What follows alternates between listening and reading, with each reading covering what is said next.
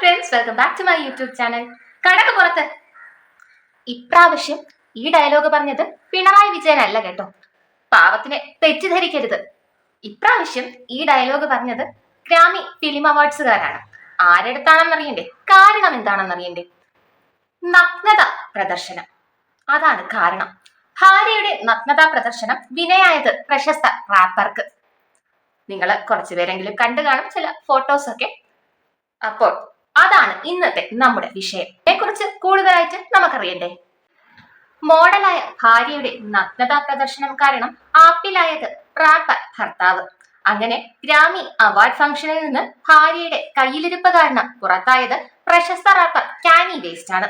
ഒപ്പം ഒരു തരി തുണി പോലും ഇല്ലാത്ത ഭാര്യയും. അമീലുമുണ്ട് കേട്ടോ പ്രശസ്തിക്ക് വേണ്ടി തുണി വരെ പറിച്ചെറിയുന്നവർ. ഇനി കാര്യങ്ങൾ കുറച്ച് വിശദമായി പറയാം. 2025 ഗ്രാമി അവാർഡുകളിൽ റാപ്പർ കാനി വെസ്റ്റും ഭാര്യയും മോഡലുമായ ബിയാങ്ക സെൻസോറയും പങ്കെടുത്തതോടെ അവരുടെ മേലായിരുന്നു മുഴുവൻ കണ്ണുകളും.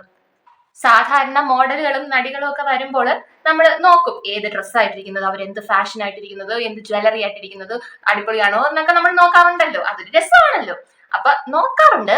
പക്ഷേ ഇവര് വന്നപ്പോൾ, ഈ മോഡൽ വന്നപ്പോൾ എല്ലാവരും ഒന്ന് നോക്കി. എന്തിനാണെന്നല്ലേ? ഇവര് ധരിക്കാത്ത വസ്ത്രത്തെയാണ് നോക്കിയത്. കാരണം ഒരു ഡ്രസ്സോ ഒരു കോസ്റ്റ്യൂമാണല്ലോ ഡ്രസ്സോ ജ്വല്ലറിയോ ഒന്നുമില്ല. വസ്ത്രം എന്ന് പറയുന്നതിന്റെ വാ പോലും ശരീരത്തില്ല. പൂർണ്ണ നഗ്നം. ഒരു ഒരു ഒരു തുണ്ട തുണി പോലും ഇല്ല. അങ്ങനെയാണ് ഈ അവാർഡ് ഫംഗ്ഷനിൽ വന്നത്. ഒരു അവാർഡ് ഫംഗ്ഷനിൽ ഇങ്ങനെ വരാൻ ഇവർക്ക് എന്താ വട്ടുണ്ടോ? ഷെടാ, ഇവർക്ക് വട്ടായിട്ടാണോ ഇങ്ങനെ വന്നത് എന്നൊക്കെ ചിന്തിക്കാം. പക്ഷെ ഒരു വട്ടുമില്ല, മനഃപൂർവ്വം വന്നതാ. എന്നാലല്ലേ പ്രശസ്തി ആർജിക്കാൻ പറ്റൂ. ഇങ്ങനെയെങ്കിലും ചെയ്ത് പ്രശസ്തി ആർജിക്കണമെന്ന മനസ്സുള്ളവർക്ക് അല്ലേ ഇങ്ങനെയൊക്കെ ചെയ്യാൻ പറ്റുള്ളൂ. അപ്പോൾ എന്തായാലും അവരെ ഉദ്ദേശം നടന്നു. ഇപ്പോൾ മലയാളികൾക്ക് പോലും ഇവരെ അറിയാം.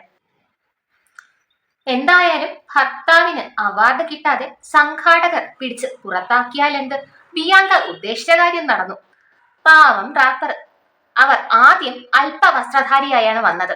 കുറച്ചൊരു തുണി ഉടുത്തിരുന്നു, കുറച്ചെങ്കിലും മറയ്ക്കാൻ വേണ്ടിയിട്ട് കുറച്ചൊരു തുണി ഉടുത്തിരുന്നു.